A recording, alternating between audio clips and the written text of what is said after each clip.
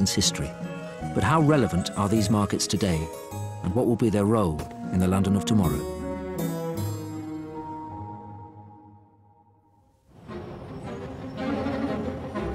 Lying in the shadow of Canary Wharf, between the banks and their billions, is Britain's biggest inland fish market.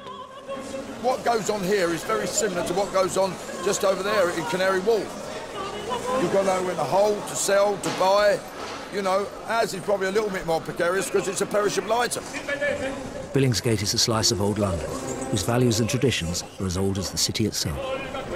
The job's still the same as what it was, like, I don't know, centuries ago. A bit Victorian, I know, but it works. But London's changing, and Billingsgate must adapt to the changing tastes of the city's people. I'd say there's 70% of our business. If it weren't for them, it wouldn't be worth opening. These are tough times for fish merchants.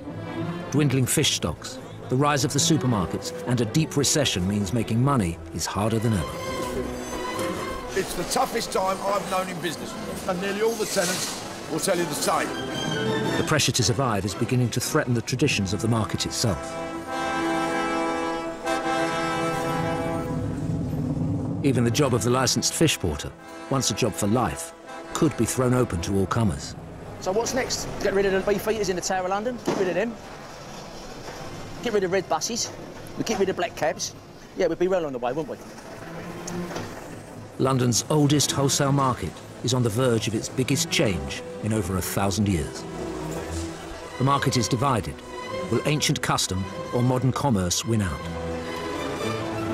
The Battle of Billingsgate has just begun.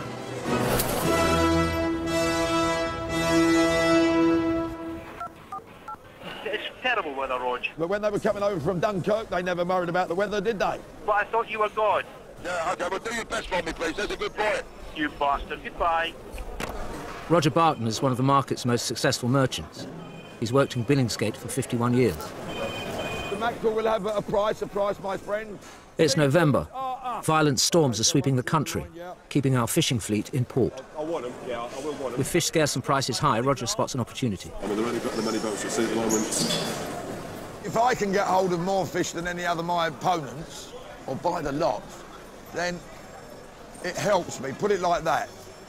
If I can beat them to the gun, then that's what I've got to do. That's what I get paid for. And if I'm not good enough, they'll beat me. Help me. Help your brother, please. I'm going to go Peterhead, I'm going to go Brighton, I'm going to go Wales, I'm going to go anything I can. Got to try to get something. Can't stand here with an empty stall. Right, I've got that there, right. Right, take that one for me, Chrissy. What are you doing? What are you doing? Well, I'd like to let you do these, but you won't, because you're not good enough. Right, pick all the straps up. On your back. On your back, sir. Right. The market floor is just the shop window. Behind the scenes, an army of porters moves boxes of fish from cold store to fish stall, then out to the battalions of white vans that keep the city fed with fish. Chris Gill is the latest in a long line of Gills to work as a fish porter. I work for Roger Barton. There's 4 of us on here. Yeah. Jeff's worked here the longest. Jeff, how long you worked here? 18. 18 years. I got less for murder. You used to be 6'6", you did? On your back, love. From schools to hospitals, Michelin-star restaurants to the fish and chip shop at the end of your road, Billingsgate's customers buy 25,000 tonnes of fish each year. Come on, out of the way. Fish cannot be moved by merchant nor customer, but only by the licensed porters. Walking up to 13 miles a night, they each carry around a ton of fish. Straight, please. Men like these have been moving fish since Elizabethan times. Between 1579 and 1584, there was the Fellowship of Porters was set up to establish a licensed body of men who had to be a person of good character, and you were issued with a licence. The bylaws by which the porters operate have changed little for centuries. Whilst trading begins at 2 a.m, fish cannot be moved until the 5 o'clock bell tolls. At 5 o'clock, the bell goes for delivering out to the outside customers. What's the market bylaw, 1878? Porters are paid by an archaic system called inshore and bobbing, which sets a price in pence for each stone of fish carried. The inshore dates back to when the boats used to come up the Thames, and certain porters used to have to go onto the boats and walk the stuff off on their head to go onto the shore. Yes, please. To earn a reasonable week's money, you've got to shift a considerable amount of fish. This is me parchment, this is me licence. So we get stamps every year, you pay £1. And you can see on there the date is 1878. That's when these bylaws was made. You proud of that? Yeah, I am, because I'm quite I love history, especially London history. And we are part of the old traditions that, I don't know, being in the city of London. But many believe the age-old traditions are detrimental to commercial success. The market's owners, the Corporation of London, want Billingsgate to modernise. After 400 years, the job of the licensed fish porter is under threat. Basically, we'll all be put out of work. We'll all lose our jobs. That's the rumour going round anyway. It's all part of London's tradition and heritage. I think it's really important that we keep it.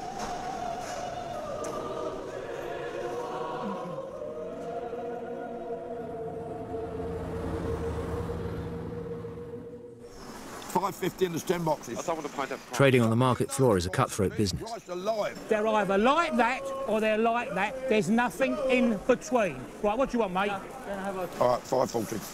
Oh, thanks a bunch. Oh, please, don't be horrible. I've got 2 kids in Texas. Now, look, they won't suit your bow. Tenants, or fish merchants, must source the freshest fish at the lowest prices and shift it quickly, before it goes off. The faster the sale, the fresher the fish, the higher the price. Excuse me, can you wait? He's waiting and there's a queue. These are predators at the top of a highly competitive food chain. Yeah, 25 in the case. There's no place for a minnow. This is Thasita. He's been sent from Sri Lanka by his family to try and sell fish into the lucrative British market. I've never dealt with such a skulldugger's bunch in all my life, and I've dealt with some real villains. I think I will be next. And tell Ramon to come on the stand, and I'll stick the bottle of booze straight up his arse. Right, OK. Now. Roger has agreed to try out some of Thasita's fish, and now he's come to oversee the delivery. £3,000 worth of tuna and swordfish. He promised me if we deliver good stuff, he will continuously buying from us. I know one thing, if I do the right thing and right way, the way they like, then it's not very difficult. So we're waiting on them. But the consignment is 3 hours late. It's now 10 to 3 in Billingsgate, and I'm still waiting for the stuff. It should be into Billingsgate, I should be checking it, looking at it, and if it's good, I should be on that phone and I should be selling it. The 300 kilos of fish arrived at Heathrow over 12 hours ago, but seems to have got lost somewhere in between. 15 minutes, huh, please? Okay, we are waiting for you. Okay, bye-bye. Okay, bye. Another 15 minutes? Do you believe him? No. Come on. 45 minutes later, the consignment from Colombo finally arrives. But not quite all of it. Now, look. 30.63. Come up the scale, look. See, straight away, short weight. Check every box. Every box now got to be checked, right? The 27-pounders. No, this is not good at all. The amount of fish in each box is less than the packaging claims. Roger has paid for fish, which doesn't exist. If I don't check these weights, and we're 3 kilos short, at £11 a kilo, that's £33. You see? And if you have 10 boxes, that's 330 quid. That's my profit, just went down the drain. Right, but keep checking the boxes, Sid. Check them. Go with him. Go up there, go with him. Check it for me. Let me know the weight. We have to build up the trust. But this way it's not going to work.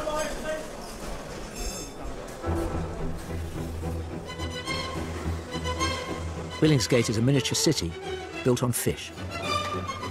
300 men and just a few women work through the night to keep London in trout and turbot, salmon and sole. A team of unloaders empties the convoy of lorries, bringing fish from the 4 corners of the earth. There are cafes, changing rooms, a laundry service, 50 vast fridges, and Britain's biggest deep freeze, where the men must work in pairs in case they freeze to death. Fish inspectors patrol the stalls. No need to put my nose there. I can smell it coming out the bag already. We'll take those three. It even has its own police force. My favourite fish at the moment now is tilapia. Outside, among the white vans, are the cart minders, like Pikey Bill. He's paid no salary but works for tips and cups of tea to guard customers' fish. Like many here, he's a retired porter who can't quite leave this twilight world, caught between the past and the future. I'll never forget standing on London Bridge, looking down at the fish market and seeing it. I'd like to work there, and that's what I done when I left school. The people there, the life there, that's what it is, isn't it? Bill's Billingsgate was a different place back then. Lorry loads and lorry loads of salmon from Ireland, Scotland, and you'd be here till 8 o'clock at night. Back then, porters wore bobbins, leather hats with flat tops to carry boxes of fish on their heads. They had gutters in their brims to catch the fish blood. I mean, we've got to realise that in them days, all them boxes were wood. What they had to do had to be nutted in. I mean, you're talking about a 12-stone box, a man had to carry on his head. In the 1950s, men like Bill carried 5 times as much fish as today, and the money flowed. I was earning about 18, 20 quid a week in 1960, which is a good wage. I used to have Italian suits and God knows what. I was always having suits made in shoes. In them days, kids had the opportunities of the docks, the markets, or the print. So I chose the market. Fortunately, this is the last one left, you know, and it's seen me right out, which I'm happy. The docks are gone, the print's gone. Nothing left, is there? This is the last market to change, and it eventually, if it don't happen now, it'll happen sooner or later. I think the 21st century, it needs a change. Everything's got to change. And that's what it's got to be, I'm afraid. You know, a lot of people don't like it, but that's what it is.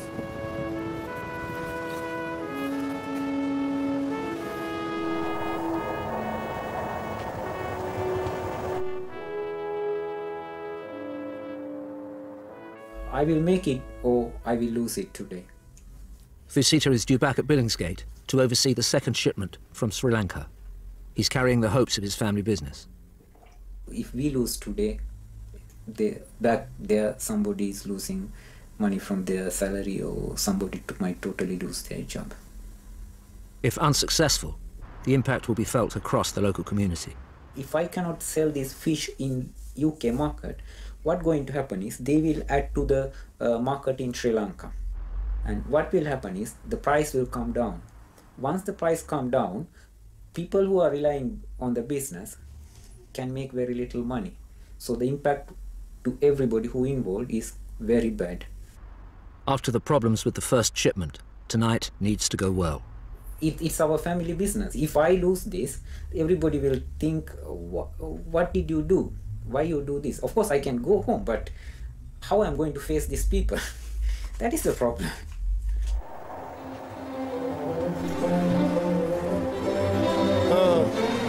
Wow, this is fucking pants. Bad weather around the coast is constricting the market's supply of British fish. Some merchants are looking further afield to secure their stock. Mark Morris works for Lee, Lew & Morris, the longest established family firm in Billingsgate. Bass and bream, all farmed, Greek and Turkish. Got place fillets there, they're all flown in from Iceland. They arrived at Heathrow midnight last night. We've been flying in fish from Iceland for the last 10 years, and 10, 15 years later, and we're doing about £1 million, £1.5 million worth of business every year with them. It's not cheap, obviously there's a lot of expense involved in bringing it in by air freight.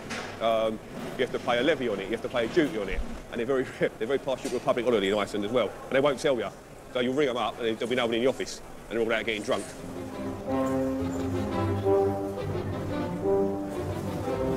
Roger employs 3 shop boys, Michael, Sammy and Sydney, to help display and sell his fish. I've got the best staff in the market. Reliable, they're honest, they're here, they're good men. Hand-picked, each one of them. They go to the trenches with me. I have no doubt whatsoever. But I've got my eye on them because I was as slippery as they are. No, there's no razors up here. Just the weather's stopped that as well. Yeah, there isn't a razor in Billingsgate. No, don't put them on show. Don't put them on show, Sidney. Get them off. My God, quick, get them out of sight. Quick. Oh, my God, it calls a riot. That is the only box of razor clams in London. And I've told a lot of people I haven't got any. There isn't enough to go round. It puts me in an awkward position. I'll kill him. I'll fucking kill him. Right, you and I. You and I. Ready? Sid, get out the way. You're a fucking idiot. When I say off the show, I want them off show. Not when you think so. Sid, today's your last. You're driving me crazy. Right, let me have a look. With domestic supplies unpredictable, Roger has developed a network of trusted overseas agents, guaranteeing supply, keeping ahead of the game. This is really pissing me off. We haven't sold a fish in over an hour. He's hoping Fasita can be his man in Sri Lanka. How many did you make it, Sid? 15, sir. The second shipment has arrived on time, at least. How much? How many? 17 boxes, right? Roger, it's 17 boxes. One, yes. So there's 15 boxes. Only 15 boxes. Only 15. I swear to you, there's only 15. Yeah, I understand. Nothing wrong with you, but anyway, I can find out. What would you like, Jim? £600 worth of top-quality yellowfin tuna is missing, somewhere between Billingsgate and Colombo. You and I go out. Come on, we go out and see Nicholas. There's a problem. There are 2 boxes are missing. It's only 15. Hello. Morning, Nick. 13, huh? Yeah, hold on, huh? 17. Yes. 17, that's the packing list.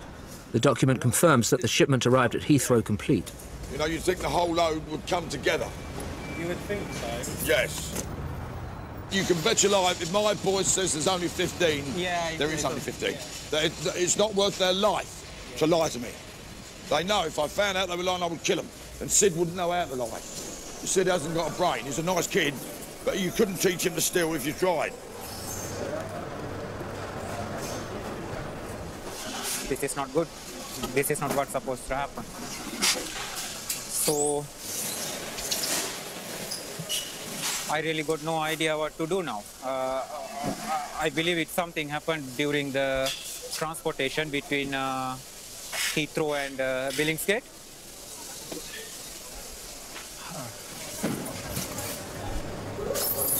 Who brought them in from outside? I bring them. Why didn't you? Then you're responsible. The 2 missing boxes are discovered. They had been on the stand all along. Idiots. Between you do. Hello? Could I have 25 of the 400s for Rod, please? And unfortunately, one of the staff didn't do his job to his best of ability. He would be shot at 7 o'clock this morning. Never send a boy to do a man's job. I do apologise. Sydney may have let Roger down, but the new supplier has not. 1, 2, 3, 4, 5, 6, 7, 8, 9, 10. 1,000.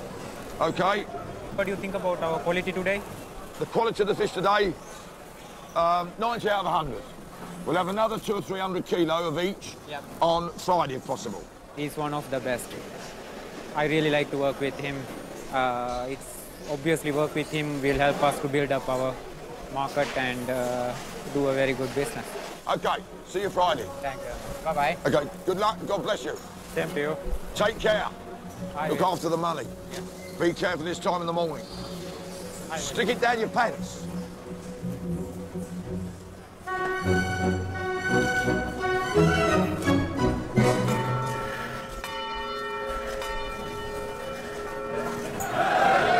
The porters give the customers their fish and the market its distinctive character.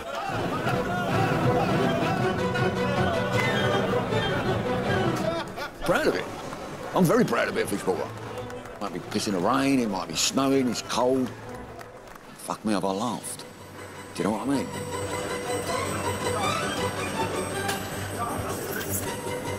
We all know each other's history, we all know each other's problems. We've all had, you know, a lot of us have had bust-ups of our marriages, with our kids, we all kind of talk about it. I think we are like a bit like a family, I suppose. It's pretty unique. When you try to explain to people the way we work, the hours we do, the whole package, it's completely alien to people.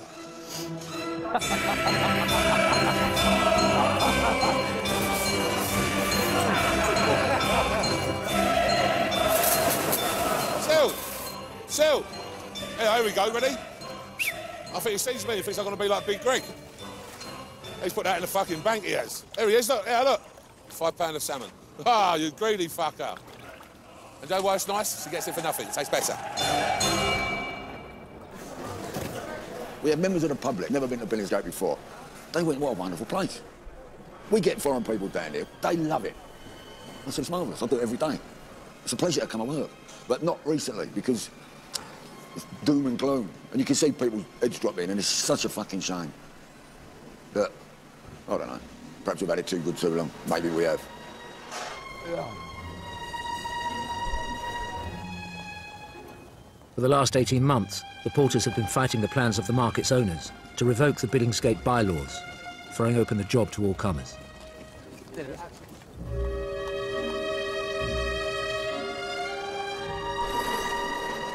Despite intense negotiations, the plans are advancing. If they abolish the bylaws, it means they do away with the licensed porter system, which eventually, I suppose, will enable them to sack us all, get rid of us all. Who knows? I don't know. So I'll be out of work, lose my house. That's a pretty bad case scenario, I reckon, don't you?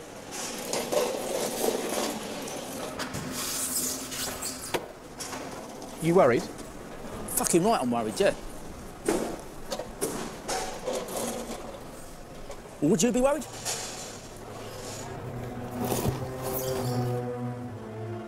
But it's not only the market's owners who are pushing through change.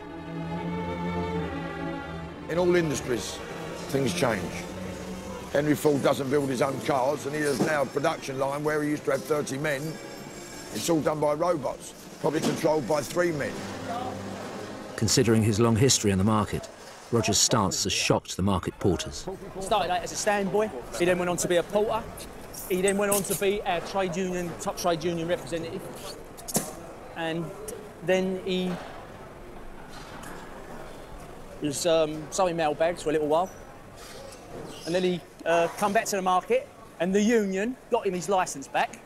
And he came back to work, and then he bought a business, or he set up his own business. And that's where we are now. He's turned his back on us. I feel really let down. I've known him for 32 years. The very first day I came to the old market, I was introduced to him as our top union official. He shook my hand, and I've known him all that time. You know, I just feel really let down by him.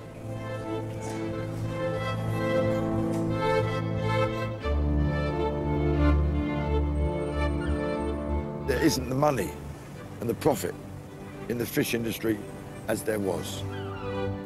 Supermarkets, that's changed the whole game. They've got fish. They don't buy in Billingsgate Fish Market. They buy direct from the coast. We are losing customers, week in and week out, month in and month out. Something has to be done. I've felt on many occasions that I'm not running my own business. Tell me any other industry where you're told at times what to do, when to start, etc., etc., etc. Things have to change. And one of the things is the portering system that we have in Billingsgate Fish Market. Chrissy Gill and the porters, you know, I mean, believe it or not, it's very difficult for me. One time I was a porter. I'd like to think a good porter. And of course now I'm on the other side. And to them I'm a Judas. Which is sad and it's painful, and I'm not without feeling. There's now a wall where people that I used to speak to every morning now don't look at me, avoid me, wouldn't speak to me now if I was the last person on the planet. The tail is wagging the dog, and it cannot go on. The tenants of Billingsgate must be the bosses.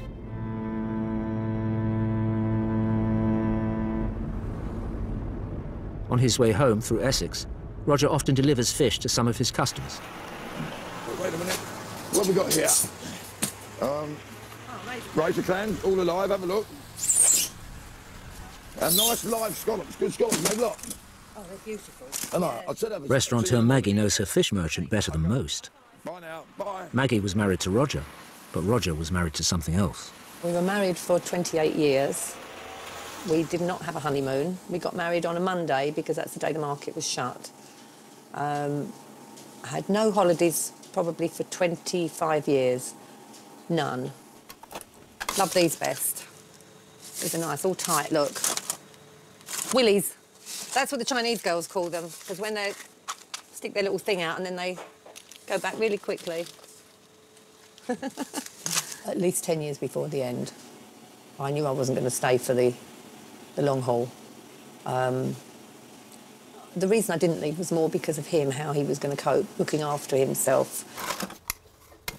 His clothes in the morning used to have to be laid out with the socks on the top, the underpants, the long johns, the trousers, the T-shirt, the top, so that it was all in order for him to put on in the morning. And I did wonder when I left him how he'd managed to get himself dressed.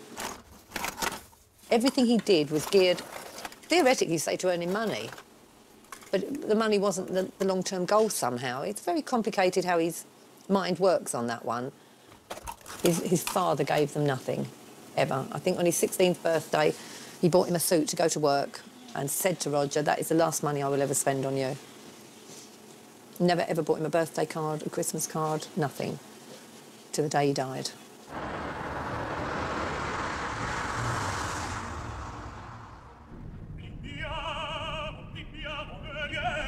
Roger has bought several tons of fish from a Scottish supplier. Fish is short and prices are high, but if he's secured more than his opponents, he'll corner the market. It is a competition. It's tenant v tenant. I think, yes, come on, let's go get the bastards. That's what we can do today. With the deliveries now in, it's time to find out if his gamble has paid off. Here we are, gentlemen. Look, it's just come now. This is from G.J. Jacks of Fraser Bar. There's two other people who get Jack's fish. That's Lawrence Brothers and Wicker. And I've noticed they've got some, but they haven't got as much as I've got, thank God. That's because of all the barricades, see? Kept on all day yesterday, every 20 minutes. I phoned up, what have you got, what have you got, what have you got, what have you got? And it's paid off because here we have some lovely turbot, we've got some lovely halibut, lovely hake. Out of all this lot, we've got 3 fish. 3 fish. Tomorrow I want 4 fish. If I don't get it, it'll kick up the goolies. Right, gentlemen, standing by. Thank you.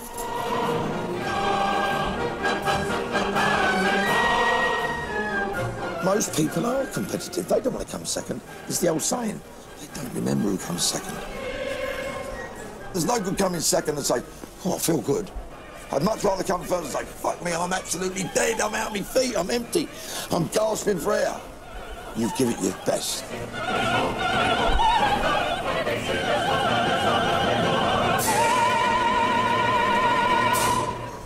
Don't need to smell that, Gov.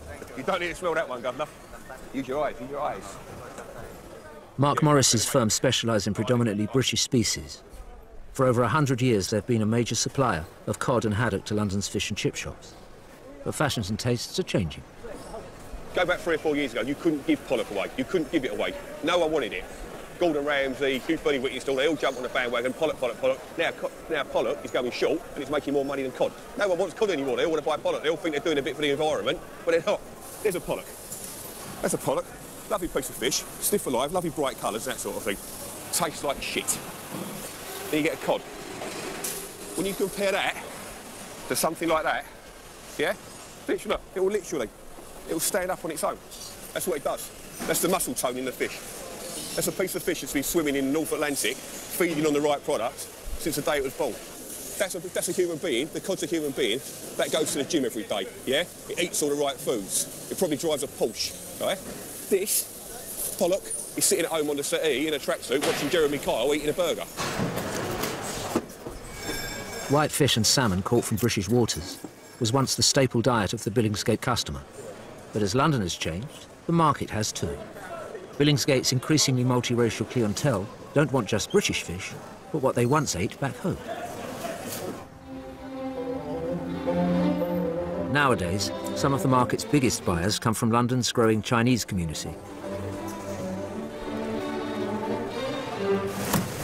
Look, I've got millions of work to do. Tell me what you want, because I can't read your mind. Mick Jenrick is doing a roaring trade in live eels. Right, you want a big one? Mick's customers would once have been predominantly white Londoners. Hey, 35 years ago, all there was jellied eel stalls. Winkles, shrimps, cockles, mussels. Because that was pre-Indians, Chinese, takeaways. That was all people could eat. But now they can. There's anything. There's nothing that you can't. That you want. You can't have, is there? 15 quid. No, mate. Do you want it or don't you? The Chinese are now some of Mick's most important customers, wanting the freshest fish possible. There's nothing fresher than a live eel. Can't understand why they want to cook a live eel and why they want them big. Imagine putting one of these eels into a lovely kitchen, can't you? Blood all over the place, all over the walls. Yes, young man, yes, no? The booming Chinese market is also important for shellfish merchant Gary Chapman. He's just taken delivery of 3/4 of a tonne of live crab from Newlyn in Cornwall. We've got to get it away by 5:30, and it'll be in Shanghai tomorrow evening by 6 o'clock, which is quite mad, really, isn't it? Other side of the world. The Chinese will take only female crabs. With smaller claws, they contain a greater proportion of their favoured brown meat. As you can see, females got a rounder body, smaller arms. It's like women, really, isn't it? They're rounder. When they eat crab, they put it in sauces, so the brown meat flavours the sauce. When they cook stuff, it's a raging temperature and it's quickly cooked. So when you're quickly cooking stuff, it's got to be fresh. I need a knife there to get the... Yeah, that's a knife there. As you can hear, there's two movings in the box because they're live. The exporter, Jackie Lynn, is meeting the demand of the Chinese middle classes, who prefer the larger Cornish brown crab to the smaller native species. You're actually having a banquet and treating your friends and family, and it's good to have something sizes big and looks really presenting. That's why.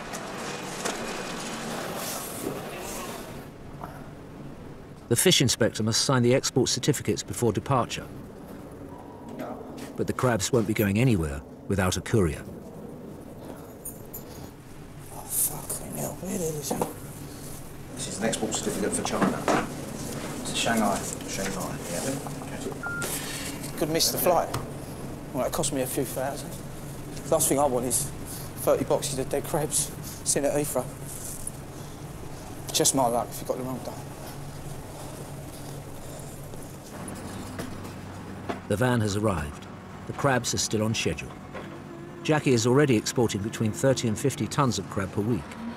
With a population of over 1 billion people, there's a market which is only going to grow. We've got 1.4 billion tables now. Let's say we got only 1% who's having the crabs from each year. It's a huge market. 2 shrimps, please, Sid. What are you doing?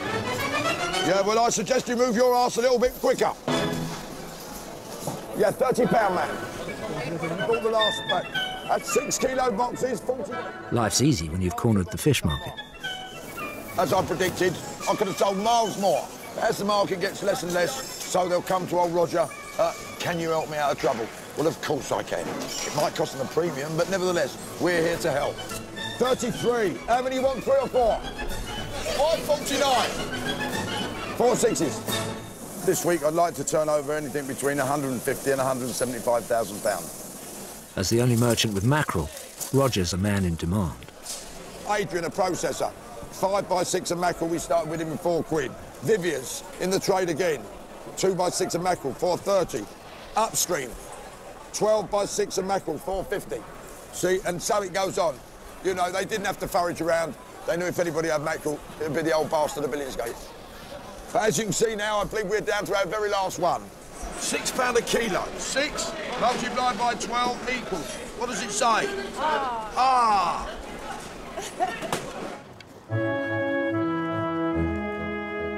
Foreign people, like the Chinese and the Afghans and whoever, they love fish. And they eat plenty of it. Without them, this place would shut up. It'd be gone. It would be gone. Because it's them that keeps it going.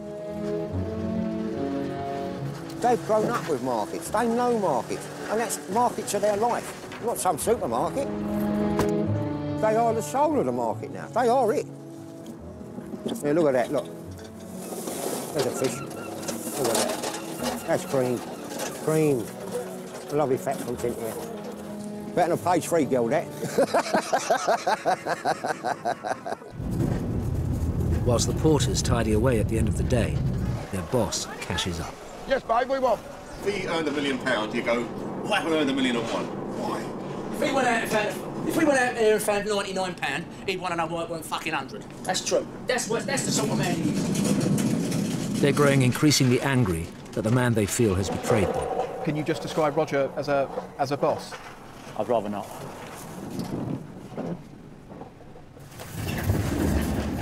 If the market bylaws are revoked, merchants will be free to decide whether to sack or re-employ their porter. I've been here 18 years and he hasn't sort of said to me yes or no, so I think I deserve to be told one way or the other. I don't know. I have asked him and he won't answer me, he won't tell me. He won't commit himself. Will you re-employ Chris? That remains to be seen. And he might not want to work here. He might have had a belly full of me. They say I'm the bastard of Billingsgate. We'll see what we'll see. We've heard rumours they're going to get people in that work for half the money. Don't know how they're going to do it. How do they know what they're doing? Just, you know, how will they know? Don't know.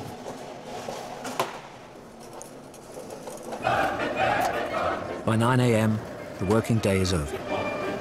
We've probably turned over 35, 40 grand worth of fish. So, very good. Excellent day's work. It's a lovely scene. It's lovely. You can drive home and feel, you know, it's not just about the money, it's job satisfaction. London will have its fish today, or so much of it.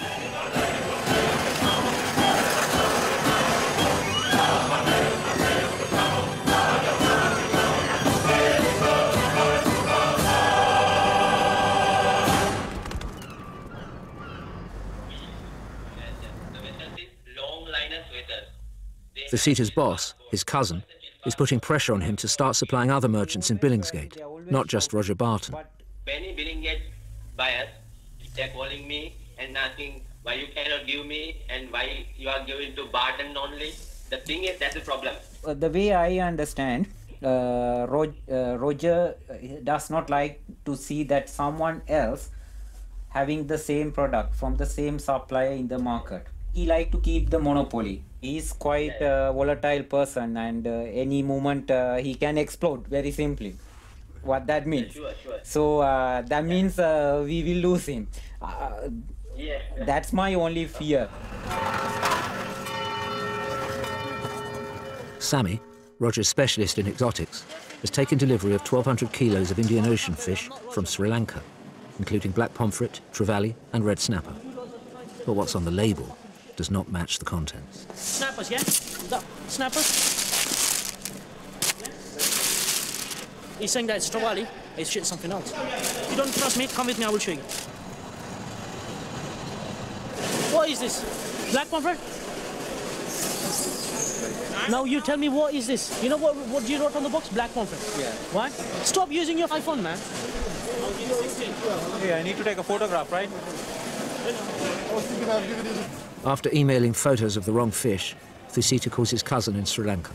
Black pomfret, Mimi, the one you think is not black pomfret. It is a bad fish. We must have what we want, not what they want to send us. If you went in to buy some salmon, you wouldn't really want to come out with them. You understand what I mean? Yeah. We've got to work together, but there's no good them just piling it in.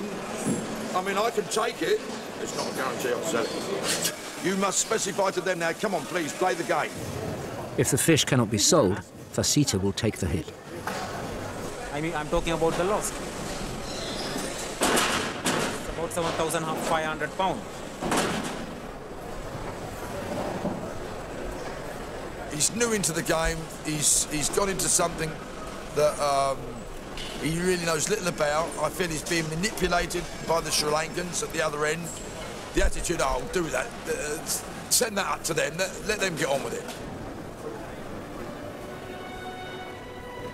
As you can see, it looks like now he's been hit with a fucking shovel, poor bastard. He's gone out there like that. But really, unfortunately, their headache is now my headache. But Thesita's fish is not Roger's only headache. He's continued his strategy of bulk buying fish to prevent his competitors getting it.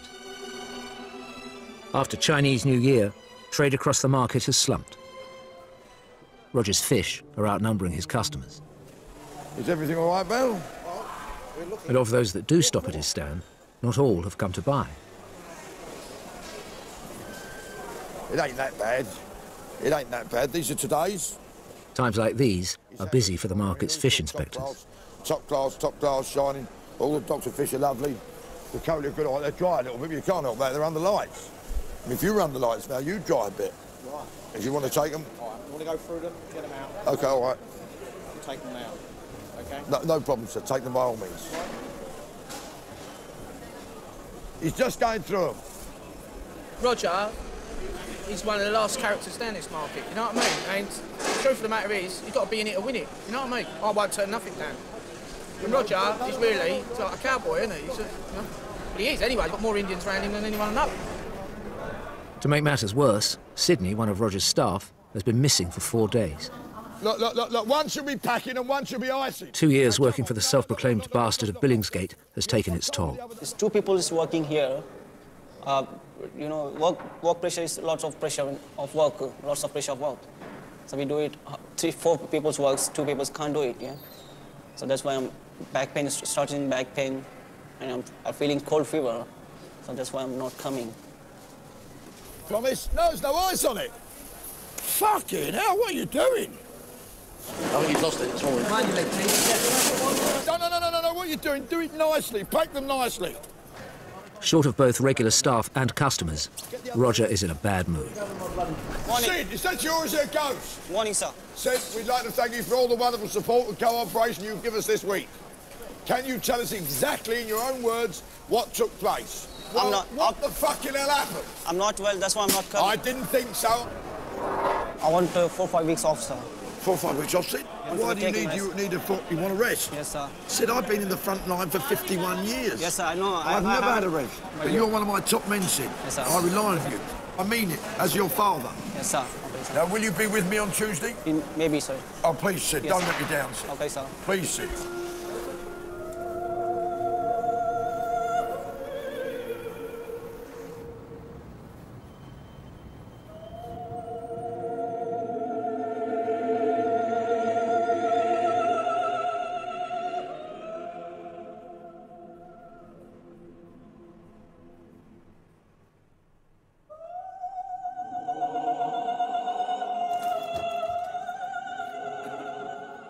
An emergency meeting has been called to announce the decision on whether the market bylaws will be revoked.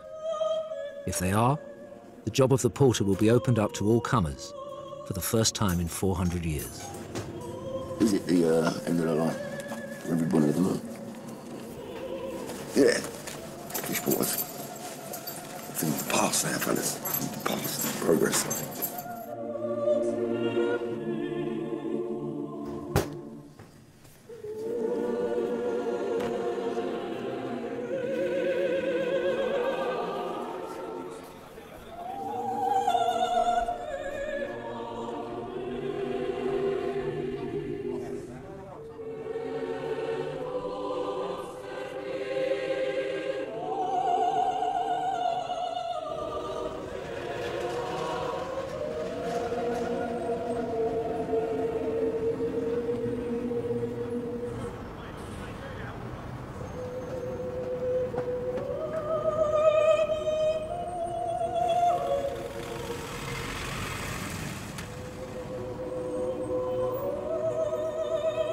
Right, lads, it's a bit of a sad day. We're at this point now. We've held them out for another 16 months. So you've had another 16 months' wages. And I'd like to thank our committee for standing up and fucking defending your jobs that long. But so we're at the end now. And we was never going to beat these fucking mob, was we? The bylaws are going, I believe, go today. So from midnight tonight, you're all unlicensed fish porters. The ancient bylaws have been revoked. The porters have lost their licences, and with it, the security of their employment. It's fucking revenue. It's greed. That's all they wanted. That's all they've ever wanted. I get very emotional about this because it's an end of an era. It is an end of something that London, it's been part of London for so long. But I get bloody angry as well that they're just sort of dismissing people.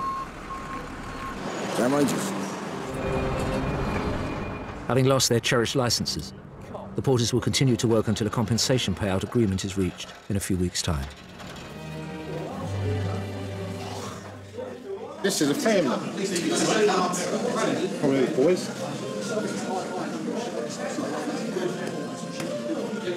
It's upsetting. Gutted, really gutted. You know, just another part of our history just disappeared. It just disappeared. It's a choker. It really is. You know, I don't know what to say, really. Merchants are now free to employ whoever they wish to move their fish.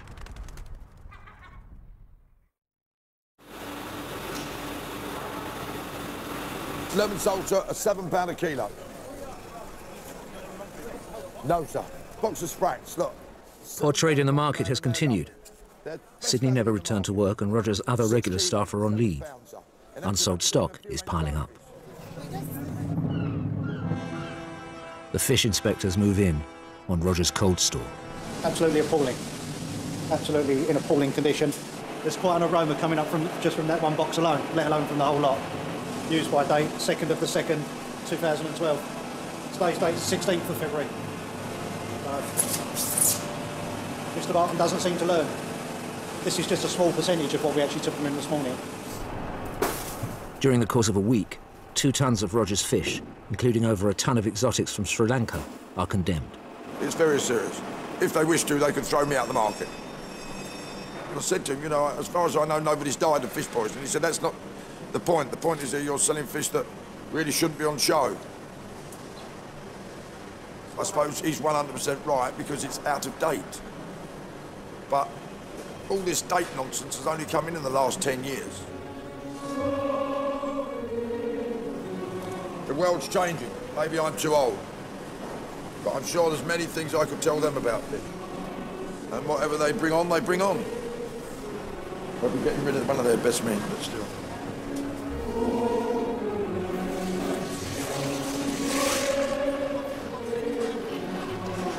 Yeah, it's been half my life, I suppose, really. It's almost part of my family. Yeah, it's been good. I felt safe and stable with it, and now all that's changing. Could have been a lot worse, I suppose, but it could have been a lot better. I put the money and the job a bit before me wife and me kids. My kids come out right, but my marriage is fucked.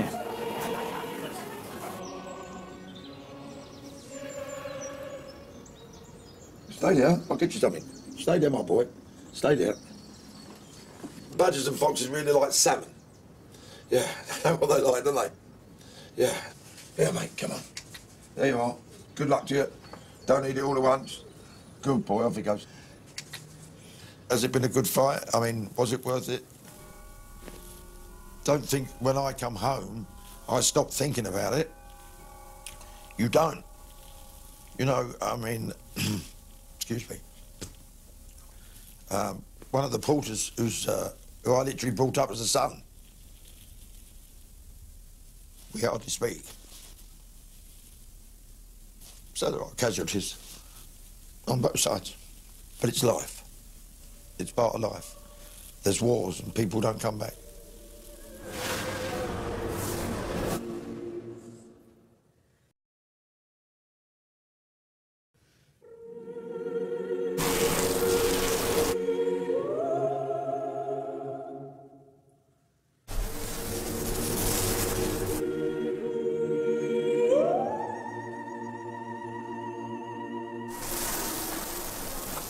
Is the British fishing industry in trouble? Listen to the experts and share your views. Go to bbc.co.uk/London Markets and follow links to the Open University. It's a fish out of water story when Billingsgate trader Roger Barton crosses the pond to experience New York's world-famous New Fulton Fish Market. Brand new series, World's Greatest Food Markets, starts Sunday at 9. We're live next with Children in Need on BBC Two.